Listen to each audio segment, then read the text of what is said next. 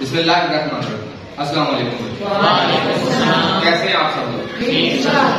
ठीक ठाक है। चले आज से बेटा हम एक नया चैप्टर शुरू कर रहे हैं जो कि लाइट के बारे में। इसके बारे में है लाइट, रोशनी। लाइट या रोशनी। और बेटा रोशनी जो है इसको महसूस करने वाला ऑर्गन आपने सिक्स क्लास में पढ़ा था ना, सेंस ऑर्गन। तो लाइट को जो हमारा ऑर्गन डिटेक्ट करता है, फील करता है, उसको महसूस करता है, सेंस करता है बेटा, वो है आंख। क्या है? आंख, हमारी आईज। हम आंखों के जरिए रोशनी को डिटेक्ट करते हैं, रोशनी को डिटेक्ट करते हैं। ठीक है, तो आंख जो है बेटा ये फर्क कर सकती है। हमारी जो आंखें हैं एक तो फर्क कर सकती है अंधेरे और रोशनी में, कर सकती है ना। कहीं लाइट होगी या कहीं लाइट नहीं होगी, तो जहां पे लाइट होगी वो उजाला है और जहां पे लाइट नहीं होगी वो अंधेरा होगा। ठीक है बेटा, तो लाइट खुदा की एक ऐसी प्रॉपर्टी है कि जहां पे वो होती है और जहां पे वो नहीं होती उस जगह को कहते हैं अंधेरा, डार्क। क्या कहते हैं? डार्क। तो लाइट जो है वो रोशन कर देती है, विजिबल कर देती है। लाइट होगी तो हम देख सकेंगे। इसके अलावा बेटा लाइट के अंदर और बड़े पैटर्न हैं। कुछ लाइट की कुछ ऐसी फॉर्म है, एक हर जानदार का जो बैंड है वो डिफरेंट है। हमारा जो लाइट बैंड है हम जिस रोशनी में देख सकते हैं, तो मुख्तलिफ आपने देखा होगा कि बहुत से जानदार जो है वो रात को भी देख लेते हैं, बहुत से जानदार जो है वो अंधेरे में भी देख लेते हैं। इंफ्रारेड लाइट की कई किस्में हैं। इंसानों के लिए जो विजिबल लाइट है वो ये है जिसमें हम देखते हैं। ठीक है, इसको हम क्या कहते हैं? Visible light. लाइट की बेटा कुछ ऐसी फॉर्म्स भी हैं जो विजिबल नहीं है, जो विजिबल नहीं है। जैसे इंफ्रारेड लाइट है। इंफ्रारेड सुना होगा ना बेटा, इंफ्रारेड भी एक रोशनी है। और बहुत से जानदार जो हैं वो जो जिस्म से हीट निकली होती है, जो भी जिस्म गर्म होगा उससे खास किस्म की लाइट निकलती है, उसको हम नहीं डिटेक्ट, हमारी आंखें डिटेक्ट नहीं करती, लेकिन बहुत सारे जानवरों की आंखें में होती है। जैसे सांप है, जैसे सांप जो है वो हीट डिटेक्ट कर सकता है, हीट को डिटेक्ट कर सकता है। हाँ, वो उसको हमारी तरह नहीं नजर आता, उसको और तरह नजर आता है। वो अंधेरे में भी देख सकते हैं। बहुत से ऐसे जानवर हैं जो इंफ्रारेड लाइट को देख सकते हैं, लेकिन हमारी आंखें उस इंफ्रारेड लाइट को नहीं देख सकती। लेकिन बच्चों आज हमारा मौजूद इंफ्रारेड लाइट या ऐसी लाइट जिनको हम नहीं देख सकते उनकी बजाय विजिबल लाइट के बारे में, सनलाइट के बारे में, रोशनी की उस किस्म के बारे में है जिसको हम देख सकते हैं, जिसको हम देख सकते हैं। बेटा अल्लाह पाक ने रोशनी को ये कुदरत बख्शी है कि रोशनी को प्रोपेगेट करने के लिए, ट्रैवल करने के लिए, रोशनी को ट्रैवल करने के लिए किसी मीडियम की जरूरत नहीं होती। जिस तरह साउंड है ना बेटा, अब मैं बोल रहा हूं तो मेरी आवाज लहरों की शक्ल में आपके कानों तक आ रही है। किस शक्ल में आ रही है? लहरों की शक्ल। और बेटा इसमें जो लहरें बन रही हैं वो एयर के अंदर बन रही है। किसके अंदर बन रही है? एयर, हवा के अंदर। तो आवाज को मेरे मुझ से आप तक पहुंचने के लिए हवा के मीडियम की जरूरत है, हवा के मीडियम की जरूरत है जिसके अंदर ये लहरें पैदा करती है। कहीं हवा को दबाती है और कहीं हवा फैल जाती है। इस तरह हमारी साउंड जो है वो ट्रेवल करती है और मुझ से आपके कानों तक पहुंच रही है। सो साउंड भी एनर्जी की एक किस्म है और लाइट भी एक एनर्जी की किस्म है। लेकिन साउंड को एक जगह से दूसरी जगह जाने के लिए किसी मीडियम की जरूरत है।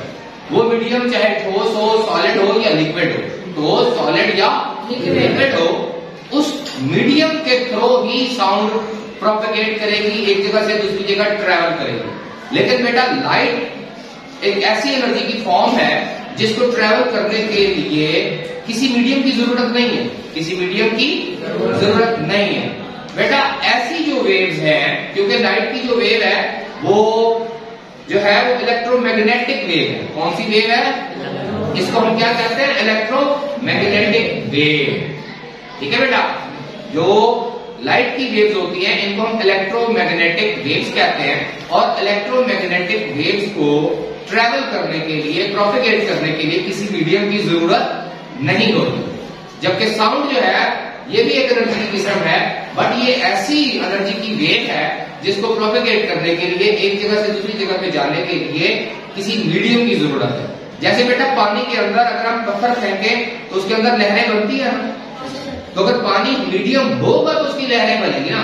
साउंड भी ऐसे ही, साउंड जब हम साउंड हमारा जो वोकल कार्ड है वो वाइब्रेट करता है, वो क्या करता है, वाइब्रेशन से। साउंड वेव्स वाइब्रेशन से पैदा होती है, और जब वो वाइब्रेट करता है तो उससे एयर के अंदर कंप्रेशन एंड डिप्रेशन, यानी हवा कहीं से पिचक जाती है और कहीं से फैल जाती है, इसको कंप्रेशन एंड डिप्रेशन कहते हैं। या जिस तरह आप पानी में जानते हैं कि लहरें क्या होती हैं, कि पानी के कुछ ज़रात जो हैं वो नॉर्मल सतह से ऊपर उठ जाते हैं और कुछ नीचे रह जाते हैं, इसको लहर कहते हैं। इसको क्या कहते हैं, लहर। और जब ये ऐसे ट्रेवल करती है एनर्जी की फॉर्म में, और लहर जो है वो एनर्जी को एक जगह से दूसरी जगह पे लेके जाती है, एक जगह से दूसरी जगह पे लेके जाती है। तो किसी भी पानी, ठहरे हुए पानी के अंदर जो वेव्स क्रिएट होते हैं वो ट्रफ एंड क्रेस्ट होते हैं, मद्दोजज़र होते हैं। उसमें क्या होते हैं, मद्दोजज़र। इसी तरह साउंड के अंदर कंप्रेशन एंड एक्सप्रेस, एक जगह से हवा दब रही होती है और दूसरी जगह से हवा फैल रही है। अगर ढोल को देखें तो ढोल को जब जोर के मारा जाता है तो जब उसका जो पर्दा है जब वो वाइब्रेट करता है, हिलता है, तो जब इस तरफ को हिलता है तो इस तरफ की हवा को दबा देता है और इस तरफ की हवा को फैला देता है, ऐसे ही है ना। तो जब इस तरफ को जाता है तो ये दबाव और फैलाव वेव की शक्ल में जब ट्रैवल करता है और हमारे कानों तक आता है तो हमें साउंड सुनाई देती है, ऐसी है ना बेटा। ये दोनों light and sound are type of energy जो कि वेव की शक्ल में चलती है, लेकिन साउंड वेव जो है उनको प्रोपेगेट करने के लिए किसी मीडियम की जरूरत है और लाइट वेव्स को प्रोपेगेट करने के लिए किसी मीडियम की जरूरत नहीं होती। ठीक है बेटा जी। और अगर बेटा आवाज आपके और मेरे दरमियान, ये जो एयर का ब्लॉक है, हवा है, अगर हम इस पूरी हवा को निकाल दें तो मेरी आवाज आप तक नहीं पहुंचेगी, मेरी आवाज आप तक नहीं पहुंचेगी। लेकिन लाइट के अंदर यह खसूसियत है क्योंकि सूरज हमसे करोड़ों मील दूर है और सूरज और हमारे दरमियान स्पेस है। क्या है, स्पेस, खाली जगह है, ना वहां कोई गैस है ना वहां पे कोई और मटीरियल है। जिस तरह मैटर की एक फॉर्म होती है जिससे मीडियम बनता है, ना सॉलिड है ना ठोस है ना लिक्विड है। सूरज और हमारे दरमियान में खाली जगह है, बिल्कुल स्पेस है, यानी कोई मादा नहीं है, कोई मीडियम नहीं है। लेकिन इवन देन लाइट सूरज से ट्रेवल करके हम तक पहुंच जाती है। दैट शोज कि लाइट को प्रोपेगेट करने के लिए, एक जगह से दूसरी जगह जाने के लिए किसी मीडियम की जरूरत नहीं होती। और लाइट की वेव्स को हम क्या कहते हैं, इलेक्ट्रोमैग्नेटिक वेव्स। क्या कहते हैं, इलेक्ट्रोमैग्नेटिक वेव्स। ऐसी वेव्स हैं जिनको किसी मीडियम की जरूरत नहीं है, नंबर 1। नंबर 2, लाइट जो है बेटा ये हमेशा स्ट्रेट लाइन में ट्रेवल करती है, सीधे किसमें सफर करती है, सीधी लाइन में ट्रेवल करती है, सीधी लाइन में ये चलती है। ठीक है बेटा। लेकिन लाइट में एक खसूसियत, क्योंकि अगर आप देखें स्पेस से लाइट, सूरज से लाइट आ रही है, स्पेस से आई, स्पेस में आने के बाद वो हमारी एटमॉस्फेयर में दाखिल होगी, यानी गैसों का वो गलाव जिसने पूरे ग्लोब को घेरा हुआ है उसको हम क्या कहते हैं, एटमॉस्फेयर।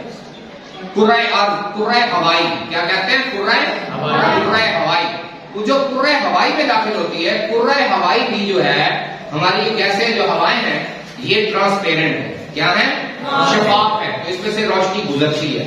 लेकिन बेटा रोशनी में एक प्रॉपर्टी और, वो ये है कि जब लाइट किसी एक मीडियम से किसी दूसरे मीडियम में, यानी स्पेस से वो एयर के अंदर आई, स्पेस से एयर के अंदर, एयर से वो आगे पानी में गिरेगी तो पानी में से भी गुजर जाएगी, पानी में से भी। ये नहीं है कि ये मीडियम में से भी गुजरती, आल्दो इसको मीडियम की जरूरत नहीं है, लेकिन अगर कोई मीडियम शफाफ है, अगर कोई मीडियम ट्रांसपेरेंट है तो ये उसमें से ट्रेवल करेगी, उसमें से ट्रेवल करेगी। यानी स्पेस खाली जगह से सूरज से ट्रेवल करती हुई स्पेस में आई, स्पेस ट्रांसपेरेंट है, उसमें से भी गुजरी।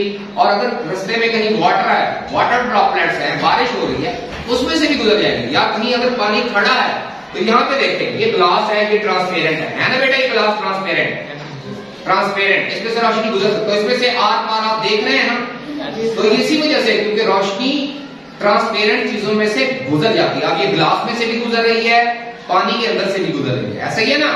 तो रोशनी को आल्दो किसी मीडियम की जरूरत नहीं है, लेकिन अगर रोशनी के रास्ते में कोई ट्रांसपेरेंट मीडियम आ जाए, शफाफ मीडियम आ जाए तो उसमें से गुजर जाती है। लेकिन यहाँ पे एक ट्रिक है, यहाँ पे एक ट्रिक है, वो ये है कि मैंने जैसे आपको बताया कि रोशनी तो स्ट्रेट लाइन में सफर करती है, रोशनी तो स्ट्रेट लाइन में, एक सीधी लाइन में सफर करती है। लेकिन बेटा हैरानकुन बात यह है कि रोशनी जब किसी एक मीडियम से किसी दूसरे टाइप ऑफ मीडियम में, यानी एयर से वाटर समझ लो, एयर से ग्लास समझ लो, दो डिफरेंट मीडियम है ना। हवा की जो प्रॉपर्टीज है उस मीडियम की प्रॉपर्टीज और है, हवा लाइटर है, हवा ग्लास से लाइटर है, लेकिन ग्लास यानी शीशा जो है वो एयर से भारी है, हैवी है, ठीक है ना। तो वो डेंसर मीडियम है और लाइट जो है वो जो है ना वो कम डेंसर मीडियम है। तो रोशनी जब एक मीडियम से दूसरे मीडियम में दाखिल होती है तो बेटा लाइट जो है वो अपनी डायरेक्शन भी बदलती है और अपनी स्पीड भी बदलती है, डायरेक्शन भी बदलती है और अपनी स्पीड भी बदलती है। बेटा लाइट की इस खुसूसियत को कि जब वो किसी एक शफाफ मीडियम से किसी दूसरे शफाफ मीडियम में दाखिल होती है तो वो अपनी डायरेक्शन और अपनी रफ्तार को बदल लेती है, ठीक है बेटा। रोशनी की इस खासियत को कहते हैं रिफ्रैक्शन। क्या कहते हैं? रिफ्रैक्शन। कि आज का जो हमारा टॉपिक है वो बेटा लाइट रिफ्रैक्शन के बारे में, ठीक है। किसके बारे में है? लाइट रिफ्रैक्शन के बारे में। एक बार फिर दोहराता हूं कि रोशनी को गुजरने के लिए, ट्रेवल करने के लिए किसी मीडियम की जरूरत नहीं है, लेकिन रोशनी शफाफ मीडियम में से गुजर सकती है, शफाफ मीडियम के अंदर से गुजर सकती है। तो जब रोशनी किसी मटेरियलिस्टिक मीडियम से जो कि ट्रांसपेरेंट भी हो,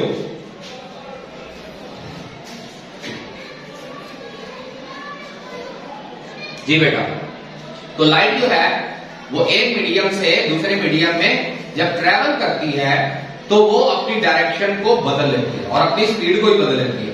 रोशनी की इस प्रॉपर्टी को हम क्या कहते हैं? रिफ्रैक्शन ऑफ लाइट या रोशनी का इंतशार। क्या कहते हैं? रोशनी का इंतशार। अब बेटा हम इसको इंतशार क्यों कहते हैं? रोशनी का इंतशार क्यों कहते हैं या रिफ्रैक्शन ऑफ लाइट होती क्या है? पहले हम इसको समझ लेते हैं, फिर हम उर्दू में देखते हैं कि रिफ्रैक्शन को हम इंतशार क्यों कहते हैं। इंतशार का मतलब तो बेटा होता है कि चीजें बिखर जाए, चीजें बिखर जाए, कोई चीज की तरतीब खराब हो जाए, किसी चीज की तरतीब खराब हो जाए, मतलब मुआशरे में अमन है तो ये उसकी तरतीब है, मुआशरे में अमन है तो ये उसकी तरतीब की वजह से। लेकिन अगर मुआशरे में अमन ना हो, लोग एक दूसरे से झगड़ना शुरू हो जाए, फसाद बरपाई, तो इसको इंतशार कहते हैं। इसको क्या कहते हैं? इंतशार। बिखर जाना, टुकड़ों में तकसीम हो जाना, ग्रुपों में तकसीम हो जाना। तो लाइट जो है इसका रिफ्रैक्शन को हम उर्दू में इंतशार क्यों कहते हैं ये मैं आगे जाके बताऊंगा और आपको इंट्रोडक्शन कराऊंगा प्रिज्म का। किसका? प्रिज्म का। इससे हमें पता चलेगा कि रोशनी का इंतशार क्या होता है, ठीक है बेटा।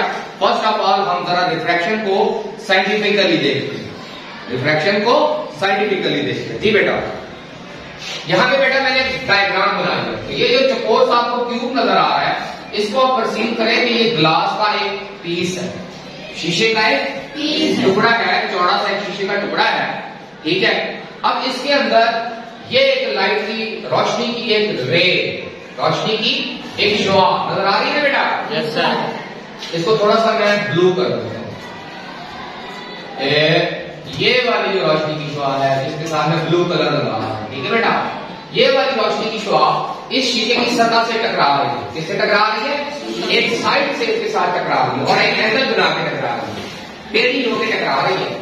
तो ये जब शुआ इस शीशे के इस पॉइंट से टकराती है तो बेटा ये शुआ ये सीधी जाने की बजाय ये ऐसे मुड़ जाती है, अंदर को थोड़ी सी मुड़ जाती है। हालांकि जाना तो इसको डॉटेड लाइन की सूरत में चाहिए था, लेकिन लाइट जब इस ग्लास के अंदर इस पॉइंट पे हिट करती है और इसके अंदर पेनिट्रेट करती है तो वो अपनी डायरेक्शन और अपनी स्पीड को बदल लेती है, ठीक है बेटा। और जब निकलने लगती है तो फिर भी बेटा वो, हालांकि इसको तो जाना चाहिए था इस फॉर्म में, इसको तो इस डायरेक्शन में जाना चाहिए था, सॉरी, इस लाइट की शुआ को तो इस डायरेक्शन में जाना चाहिए था। अब ये परे को हट दी है, समझ आ रही है बेटा? यहां से इसको इस डायरेक्शन में आना चाहिए था सीधा। अगर ये जैसे मैंने बात की कि लाइट हमेशा स्ट्रेट लाइन में, सीधे लाइन में सफर करती है, लेकिन यहाँ पे क्या हो रहा है कि एयर से लाइट इस शीशे में दाखिल हो रही है और दाखिल होने के बाद वो सीधा जाने की बजाय अपनी डायरेक्शन थोड़ी सी मोड़ रही है, और जब वो इसे निकल रही है तो फिर मोड़ रही है। हालांकि उसको यूं जाना चाहिए था सीधा, लेकिन वो अब परे को मुड़ रही है। इधर है तो वो अंदर को मुड़ी है, हवा से शीशे में गई है तो वो अंदर को मुड़ गई है, और जब शीशे से बाहर निकल रही है तो फिर परे को मुड़ गई है। तो बेटा ये जो लाइट का मुड़ना है, इस तरफ को बाहर को मुड़ी है जब शीशे से निकल रही है, और जब शीशे में दाखिल हो रही है तो ये लाइट की रे इस तरफ को मुड़ी है। शीशे में दाखिल होते वक्त वो इस तरफ को मुड़ी है, और जब शीशे से निकल रही है तो वो इस तरफ को मुड़ी है। ये जो बेटा लाइट का मुड़ना है, लाइट का अपनी डायरेक्शन को चेंज करना है, इसको रिफ्रैक्शन ऑफ लाइट है। इसको क्या कहते हैं? Refraction of light. अब थोड़ा सा हम इसको मजीद साइंटिफिकली बयान करते हैं। हर रोशनी को एक नाम देते हैं, हर रोशनी की शुआ को एक नाम देते हैं। लेकिन सबसे पहले बेटा आपने एक चीज काम करना है कि जहां पे ये रोशनी की लाइट इस शीशे के टुकड़े को टकरा रही है, उससे स्ट्राइक कर रही है, इस रोशनी की शुआ को हम क्या कहते हैं? Incident ray. क्या कहेंगे? इंसिडेंट रे, क्योंकि ये टकराने वाली है। इंसिडेंट रे जो रोशनी एयर से शीशे की सतह के ऊपर टकरा रही है, फर्ज करें ये रोशनी की शुआ यूं टकरा रही है, तो ये वाली रोशनी की शुआ क्या कहलाएगी? Incident ray. क्या कहलाएगी? Incident ray. और बेटा जहां पे ये इंसिडेंट रे आके शीशे के इस टुकड़े को स्ट्राइक कर रही है, हम इसको कहते हैं इंसिडेंट पॉइंट। इसको क्या कह देते हैं? Incident point. ठीक है बेटा, ये आपने याद रखना। इंसिडेंट रे कहां स्ट्राइक कर रही है? इंसिडेंट पॉइंट पे, ग्लास के टुकड़े के इंसिडेंट पॉइंट पे आके टकराती है। जब वो वहां पे टकराएगी तो बेटा वहां से वो अपनी डायरेक्शन तब्दील करती है। वही इसी पॉइंट से जो तब्दील शुदा, जिस वो रोशनी की शुआ जो ग्लास में दाखिल होने के बाद अपनी सिमत बदल चुकी है, हम उस रोशनी की शुआ को कहेंगे रिफ्रैक्टेड रे, क्योंकि ये अमल क्या है? रिफ्रैक्शन। रोशनी का अपनी डायरेक्शन बदलना क्या कहलाता है? रिफ्रैक्शन। तो अब जिस लाइट ने, जिस शुआ ने अपना रास्ता बदला है, हम उसको कहेंगे रिफ्रैक्टेड रे। क्या कहेंगे? यानी रोशनी की वो शुआ जिसने अपना रास्ता बदल लिया, उसका नाम क्या रखेंगे? रिफ्रैक्टेड रे। जो रोशनी की शुआ आके टकराई थी उसको हमने क्या कहा? Incident ray. और जो अपना रास्ता बदल गई है शीशे के अंदर दाखिल होने के बाद, उसको हमने क्या कहा? रिफ्रैक्टेड रे। ठीक है बेटा, तो ये हमें याद रखना। टकराने वाली इंसिडेंट रे, निकलने वाली रिफ्रैक्टेड रे। अब जहां पे बेटा ये दोनों शुआएं टकराई थी शीशे की सतह पे, वो पॉइंट जिसको हमने इंसिडेंट पॉइंट कहा था, क्या कहा था? Incident point. इस इंसिडेंट पॉइंट के ऊपर, शीशे की सतह के ऊपर हम एक 90 डिग्री का जाविया बना के एक अमूद यानी परपेंडिकुलर खींचते हैं। एक अमूद खींचते हैं। क्या खींचते हैं? एक फर्जी लाइन खींचते हैं जो सतह के बिल्कुल परपेंडिकुलर हो। परपेंडिकुलर बेटा क्या होता है कि जैसे ये बुक है तो इसके ऊपर बिल्कुल स्ट्रेट 90 डिग्री का, फर्ज करें कि ये शीशे की ये वो सतह है जहां से ये टकरा रहा है, तो इसके ऊपर बिल्कुल ऐसे 90 डिग्री का एक लाइन खींची, फर्जी लाइन। इस लाइन को हम कहते हैं अमूद। क्या कहते हैं उर्दू में? अमूद, परपेंडिकुलर। ठीक है बेटा, तो ये परपेंडिकुलर जो है इसको आपने उसी इंसिडेंट पॉइंट पे खींचना। ठीक है बेटा, अब आप देखें कि ये जो इंसिडेंट रे है ये इस परपेंडिकुलर के साथ एक जाविया बना रही है, एक एंगल बना रही है ना। इस एंगल को बेटा मैंने जाहिर किया है छोटे आई के साथ। इसको किसके साथ जाहिर किया है? छोटे आई के साथ। बेटा इसको आप कहें एंगल ऑफ इंसिडेंस। इसको क्या कहेंगे? Angle of incident. तो वो शुआ जो सतह से टकराई, इंसिडेंट रे, ठीक है, हमने उसके ऊपर उसी पॉइंट पे एक अमूद खींचा। ठीक है, उस इंसिडेंट रे और अमूद के दरमियान जो जाविया बन रहा है, जो एंगल बन रहा है, हमने उसको नाम दिया angle of incidence. Angle of incidence. ठीक है बेटा, अब जो लाइट रिफ्लेक्ट हो गई, जिसने अपनी डायरेक्शन बदल ली, उसके और अमूद के दरमियान भी एक एंगल बन रहा है, उसके दरमियान भी एक एंगल बन रहा है। इस एंगल को हमने कहा है एंगल ऑफ रिफ्रैक्शन। रिफ्रैक्टेड रे अमूद के साथ जो जाविया बनाती है उसको हमने कहा एंगल ऑफ रिफ्रैक्शन। और जो इंसिडेंट रे बना रही है हमने इसको क्या नाम दिया? Angle of incident. ठीक है बेटा, ये अब 4 डेफिनेशन आपने याद रखनी है, 5 होगी। नंबर 1, इंसिडेंट रे वो रोशनी की शुआ जो आके ग्लास के टुकड़े के साथ टकराई, वो इंसिडेंट रे है। जिस जगह पे टकराई वो इंसिडेंट पॉइंट है। हमने उस इंसिडेंट पॉइंट के ऊपर शीशे की उस ग्लास की सतह के ऊपर एक अमूद खींचा, एक फर्जी लाइन खींची। उस अमूद और इंसिडेंट रे के दरमियान में जो एंगल बना, जो जाविया बना, उसको हमने इंसिडेंट एंगल ऑफ इंसिडेंस का नाम दिया। और रिफ्रैक्शन के बाद जो लाइट की शुआ ने अपनी डायरेक्शन को बदला, रिफ्रैक्ट हुई, हमने उसको रे ऑफ रिफ्रैक्शन कहा, यानी रिफ्रैक्टेड रे कहा। क्या कहा? रिफ्रैक्टेड रे। और अमूद और रिफ्रैक्टेड रे के दरमियान जो एंगल बना हमने उसको छोटे आर से जाहिर किया और उसको हमने एंगल ऑफ रिफ्रैक्शन कहा, एंगल ऑफ रिफ्रैक्शन कहा। ठीक है बेटा? अच्छा जी, अब देखें इसमें एक चीज और करें कि कमाल की बात यह है कि यहां से हमें एक मजर नजर आ रहा है। जैसे कि मैंने बताया था कि जब लाइटर मीडियम, एयर जो है वो लाइटर मीडियम, हवा हल्का मीडियम, लाइट वजन में लाइट है। तो एयर जब रोशनी की ये शुआ जब एयर लाइटर मीडियम से हैवियर मीडियम की इसके अंदर आई तो वो अमूद की जानिब झुक गई। किसकी जानिब झुक गई? अमूद की जानिब झुक गई। और जब वो ग्लास में से दोबारा एयर के अंदर दाखिल हुई तो वो अमूद से परे हट गई, अमूद से परे। तो आपने ये बात याद रखनी कि जब लाइट की शुआएं किसी लाइटर मीडियम से हैवियर मीडियम में जाएंगी तो उसकी शुआएं अमूद की जानिब झुकेंगी, तो उसकी टर्निंग किस तरफ होगी? अमूद की जानिब। और जब वो हैवियर यानी ग्लास से दोबारा एयर में दाखिल हो रही है तो ये रोशनी की शुआ अमूद से परे रहेगी। याद रहेगा बेटा? जी। अब मैं दोबारा दोहरा देता हूं। अब हम डेफिनेशन को देखते हैं कि जो जो चीजें हमने पढ़ी है और फिर हम इनके मज़ाहिर भी देखेंगे। ठीक है? तो ये बेटा एक ऐसा मजर है जिसके जरिए आप बहुत सारी ऐसी चीजें डे टू डे लाइफ में आप देख चुके होंगे, हम उनको फिर उनकी तरफ जाएंगे जो आपके इंटरेस्ट के लिए जरूरी है। ठीक है? तो आपने बहुत सी ऐसी चीजें देखी होंगी जिनकी अभी तक आपके पास कोई जस्टिफिकेशन नहीं थी। वो क्या है? गर्मियों में आपने कभी देखा है गर्मियों के ऊपर सड़क के ऊपर या खुले मैदान के ऊपर आपको ऐसे लगता है जैसे पानी का तालाब है, ऐसे नजर आता है ना? या जो शहरा में बहुत सारे लोग सफर करते हैं, ट्रैवल करते हैं या खो जाते हैं, तो उन लोगों को बाज़ शहरा के अंदर ना नखलिस्तान नजर आते हैं, उसको शराब कहते हैं, इल्यूजन, धोखा, उसका नाम ही शराब है, धोखा है, इल्यूजन है। तो ये क्यों पैदा होता है? तो बहुत सारे लोग उसमें तोहमात में चले गए। किसमें चले जाते हैं? तोहमात में।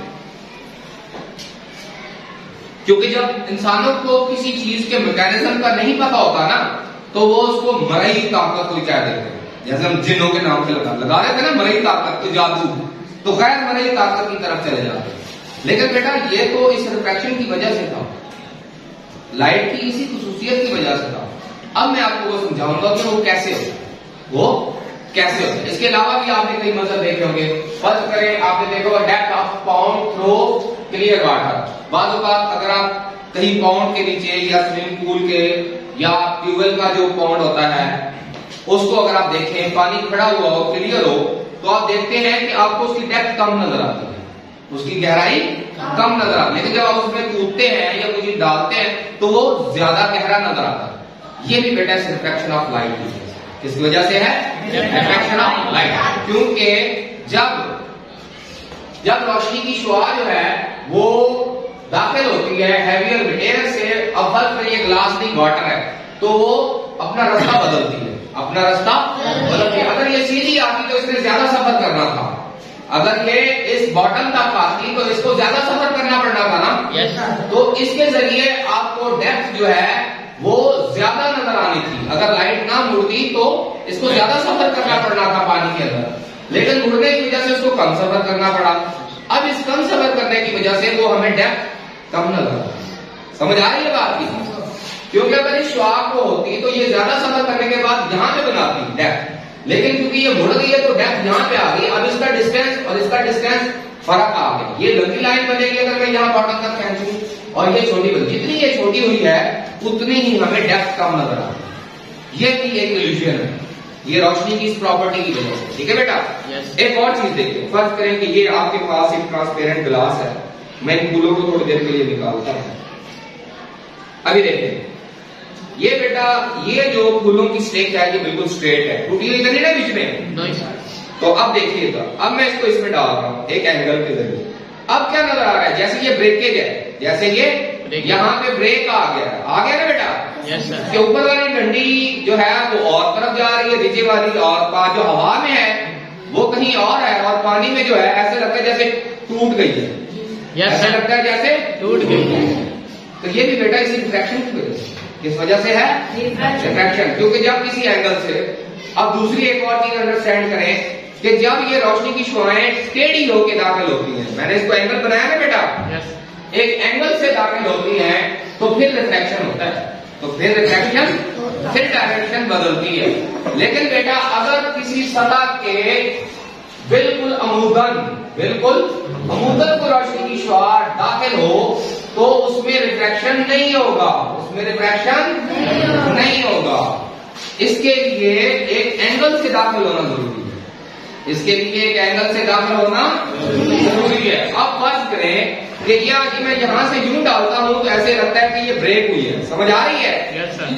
अच्छा, अब मैं इस एंगल को कम करता जाता हूं, अब लग रही है ब्रेक हुई? नो, क्योंकि ये सीधी दाखिल हो गई। तो जब लाइट की, तो इसको देखने के लिए सिर्फ सीधी लाइट की शुआएं इस्तेमाल हो रही है, समझ आ रही है? तो जो ही मैं इस टहनी को थोड़ा सा टेढ़ा करता हूं, एक एंगल से डालता हूं, तो ये ऐसे लगता है जैसे टूट गई है, ऐसा ही है ना? तो इसकी वजह क्या है? इसकी वजह यह है कि जब रोशनी की शुआएं कोई एंगल बना के किसी दूसरे मीडियम में दाखिल होती हैं, फिर तो रिफ्रैक्शन होता है। लेकिन अगर अमूदन दाखिल हो, बिल्कुल सीधी नीचे की तरफ दाखिल हो, तो फिर ये स्टेक नहीं टूटती। इसका मतलब है कि स्ट्रेट लाइन में जब लाइट ट्रेवल करती है तो वो रिफ्रैक्शन नहीं करती। जब अमूदन किसी सतह पे पड़ती है तो रिफ्रैक्शन नहीं होता। जब एट एन एंगल टेढ़ी होके एक मीडियम से दूसरे मीडियम में दाखिल होती है, या उसका देखने वाला उसको देख रहा है इस एंगल से, तो फिर ये रिफ्रैक्शन फील होता है, फिर ये रिफ्रैक्शन फील होता है। तो ये तो था बेटा रिफ्रैक्शन। इसी तरह बेटा एक और चीज देखें, एक और आपके एक्सपीरियंस के अंदर एक और चीज भी है, और वो है बेटा कौसे कज़ा। देखिए बारिश के बाद कभी कौसे कज़ा क्या होती है? कौसे कज़ा को बताएगा? आसमान में क्या हो जाता है? कैसे पूरे आसमान के साथ रंग हो जाते हैं? No sir. उसकी शक्ल क्या होती है? बयान करो, कुछ बोलना भी सीखो। जो आपने देखा है वो बताएं मुझे, मैं कोई आपको बड़ी बातें नहीं बता रहा। जो आपने देखा है, जो आपने फील किया है, क्या फील किया आपने? सर्कल की तरह, सर्कल। कौस के कज़ा, कौस बेटा, कौस किसे कहते हैं? कौस कहते हैं जो तीर कमान नहीं होता, अगर कोई दायरा हो तो उसका जो हाफ सर्कल होता है उसको कौस कहते हैं। एक दायरा हो ना, अब ये कमान भी जिसको कहते हैं, यूं हाफ सर्कल। तो अगर आप देखें तो आसमान के ऊपर ये हाफ सर्कल की शक्ल में होती है। एक उफक से उठती है, ये गोल होते, फिर दूसरे उफक पे हाफ सर्कल की तरह होती है। इसको बेटा कहते हैं कौसे कज़ा। अब अगर बेटा ये देखें ना, तो इसको रोशनी का इंशार क्यों कहते हैं? रोशनी का, ये बेटा एक प्रिज्म है। ये क्या है? प्रिज्म है। जैसे ये जो त्रिकोण शक्ल का एक ग्लास है, इसमें से जब गुजर रही है तो वो डिफरेंट कलर्स में तकसीम हो रही है, जैसे कौसे कज़ा में हुई, जैसे कौसे कज़ा में हुई। एक्चुअली होता क्या है? एक्चुअली बेटा बात ये है कि हमारी जो रोशनी है, ये जो व्हाइट लाइट है, प्लीज खामोश होइएगा, ये जो व्हाइट लाइट है बेटा, ये एक रंग की लाइट से नहीं बनी, बल्कि इसके अंदर 7 डिफरेंट कलर है, 7 डिफरेंट कलर है। या आप ये कह सकते हैं, क्योंकि लाइट, मैंने आपसे कहा कि रोशनी या एनर्जी, साउंड हो या लाइट हो, वो वेव की शक्ल में चलती है। किसमें चलती है? वेव की शक्ल में चलती है। और बेटा हमारी जो रोशनी है, विजिबल लाइट जो सूरज से आ रही है, जिसको अभी हमने प्रिज्म में से गुजारा और उससे 7 कलर्स बन गए। कितने कलर्स बने? 7 कलर्स बन गए। उसकी वजह ये है बेटा कि वेव जो है ये यूं यूं करके मूव करती है। और ये जो पैटर्न होता है, आप पैटर्न देखें, अब ये तब्दील होता जाएगा। अब क्या होता जाएगा, इनमें फर्क मुझे बताइएगा। अब ये सारी वेव्स है, सारी की सारी वेव्स है, मुझे आपने इनमें फर्क बताना है।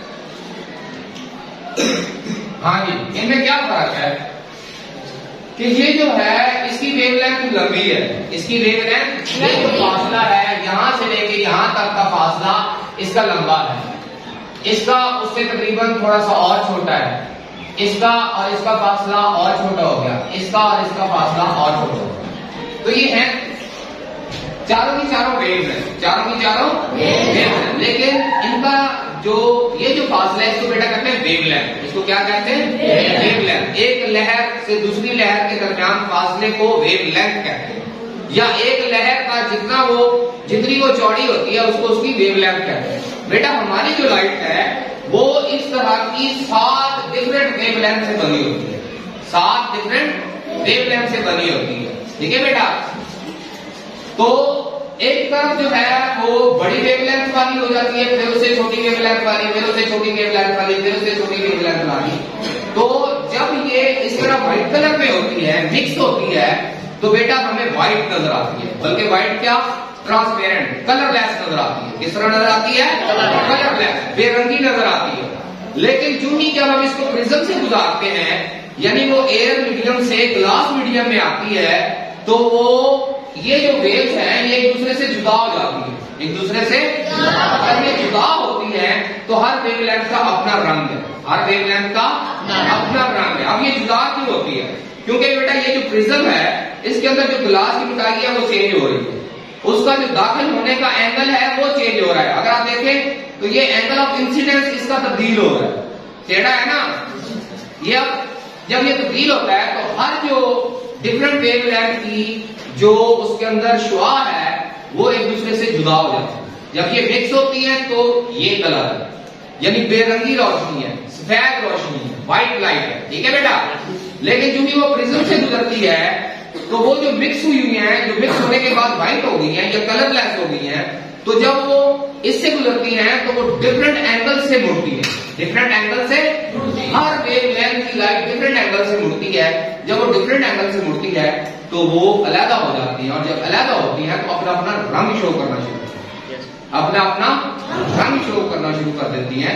इसी को बेटा रिफ्रैक्शन ऑफ लाइट या उर्दू के अंदर रोशनी का इंतशार कहते हैं। अब इंतशार हो गया ना, कि पहले जब ये एक दूसरे के साथ मिक्स है, मिली जुली है, तो ये व्हाइट लाइट है या ट्रांसपेरेंट लाइट है। लेकिन जो ही एक मीडियम से दूसरे मीडियम में या प्रिज्म से गुजरने के बाद हर वेवलेंथ की लाइट अपने एंगल से मुड़ी, अलग होकर मुड़ी, तो वो अपना रंग जाहिर करने लग गई। यानी कि जो 7 रोशनियां मिक्स थी, एक दूसरे में मिली जुली थी, उनमें इंतशार हो गई, वो एक दूसरे से जुदा हो गई, ठीक है। क्यों जुदा हुई, क्योंकि उनकी वेवलेंथ डिफरेंट थी, उनका मुड़ना मुख्तलिफ था। जब उनका मुड़ना मुख्तलिफ था तो हमें अलग अलग रंगों की शक्ल में नजर आना चाहिए। इसको बेटा कहते हैं रिफ्रैक्शन ऑफ लाइट। अब बेटा हम चलते हैं कौसे कज़ा की तरफ। कौसे कज़ा जो है वो बेटा जिस तरह इस प्रिज्म ने काम किया है ना, तो जब बारिश होती है तो उसके कतरे जब हवा में मुअल्लक हो जाते हैं, रह जाती है ना नमी। लेकिन बेटा एक और बात याद रखें कि कौसे कज़ा हमेशा जो है वो या शाम को होती है या सुबह को होती है, जब सूरज एक साइड पे हो, थोड़ा सा नीचे हो, एक साइड पे हो और नीचे को हो गया हो। बिल्कुल ऐसे होगा तो नहीं बनेगा। सूरज एक तो एक साइड पे हो, या मशरिक में हो या मगरिब की जानिब हो। दूसरा, सूरज आसमान में थोड़ा सा नीचे आ गया। तीसरा ये कि कौसे कज़ा जो है वो सूरज की ऑपोजिट साइड पे हो। क्यों? क्योंकि सूरज की रोशनी जब उन ड्रॉपलेट में से गुजरती है, उन पानी के कतरों में से गुजरती है, तो हर कतरा एक प्रिज्म की तरह काम करता है, हर कतरा इस प्रिज्म की तरह काम करता है। और वो जो कतरों का एक बहुत बड़ा ग्लास सा बन गया एयर के अंदर, वो एक बड़े प्रिज्म की तरह काम करता है। और जब प्रिज्म की तरह काम करता है तो वो रोशनी की शुआएं जब सूरज की पड़ती है एक एंगल से पड़ती है, क्योंकि सूरज थोड़ा सा नीचे है। जब एक एंगल से पड़ती है तो वो उनको बखेर, जब उनको बखेरता है तो वो जिस तरह सूरज की लाइट दायरे में आ रही होती है, क्योंकि दायरे से आ रही है तो उसके अपोजिट वही दायरा ऐसे कौसे पदार्थ आता है। ठीक है, तो ये बेटा वो लाइट का रिफ्रैक्शन की वजह से हो रहा है और इसी मजहब को रिफ्रैक्शन ऑफ लाइट। मुझे उम्मीद है कि बहुत सारे ऐसे इल्यूजन, बहुत सारे ऐसे सवाल कि ये कैसे बन रही है, ये कौसे पदार्थ कैसे बन रही है, ये दिन का कैसे टूट रहा है, ये शराब गर्मियों में क्यों बनते हैं। हाँ, शराब वाली तो बात रहेगी कि शराब क्यों बनते हैं, इसके पीछे क्या मैकेनिज्म है, इसमें कौन सा मजहब होता है, ये क्यों बनता है, वो बात रहेगी। जी बेटा, तो गर्मियों के अंदर वो जो शराब बनता है या सहरा के अंदर जो शराब बनता है, जिसके अंदर उन्हें नजर आता है कि जैसे कोई नखलिस्तान है, झील है, कोई पानी है, दरख्त है, तो ये क्यों होता है?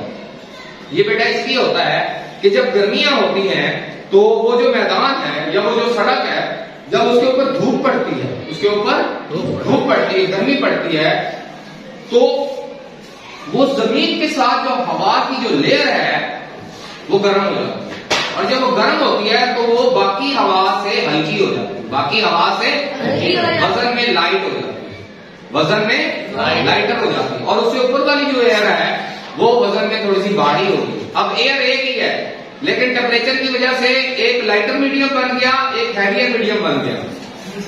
गर्म हवा हैवियर मीडियम, उसकी सतह जो जमीन के साथ जुड़ रही है, तो जमीन की गर्मी की वजह से वो थोड़ी सी ज्यादा गर्म है, थोड़ी सी वो सतह, वो एयर की लेयर जो है वो थोड़ी सी ज्यादा गर्म है उससे ऊपर वाली लेयर से।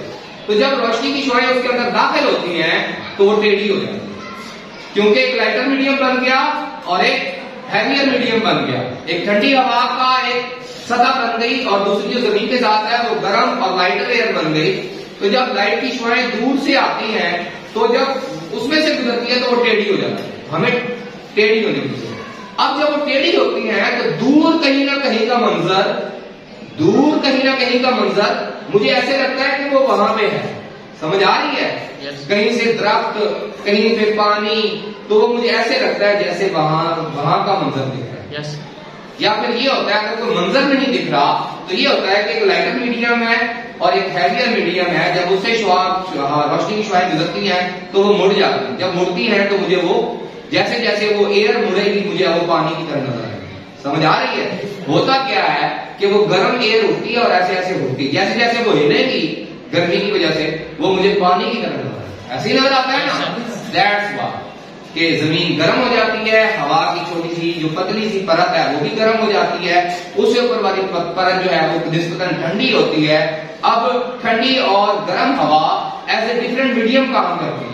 ठंडी हवा हैवियर मीडियम है, गर्म हवा लाइटर मीडियम है। तो जब हैवियर मीडियम से लाइटर मीडियम में दाखिल होती है तो डायरेक्शन तब्दील होती है। डायरेक्शन तब्दील होने की वजह से जैसे ये टूटी हुई नजर आ रही है तो वहां पे मुझे सीन भी टूटे फूटे नजर आते हैं, सीन भी, और वो टूटना फूटना ऐसे नजर आता है जैसे पानी के अंदर टूटना फूटना हो। तो इसको शराब कहते हैं, इसको इल्यूशन कहते हैं। अब समझ आ गई है बेटा? तो ये वो बेटा कुछ कॉन्सेप्ट थे, आपकी ऑब्जर्वेशन थी जो आप जिंदगी में देख रहे थे, लेकिन उनके बारे में उनके मैकेनिज्म का नहीं पता था। तो जब आप बेटा साइंटिफिकली गौर फिक्र से, और अल्लाह ने जैसे कहा है कि मैंने इस कायनात के अंदर इस निजाम को नाप तोल के बनाया। किस तरह बनाया? आप साहब कहा है ना कि मैंने इसको नाप तोल के बनाया है।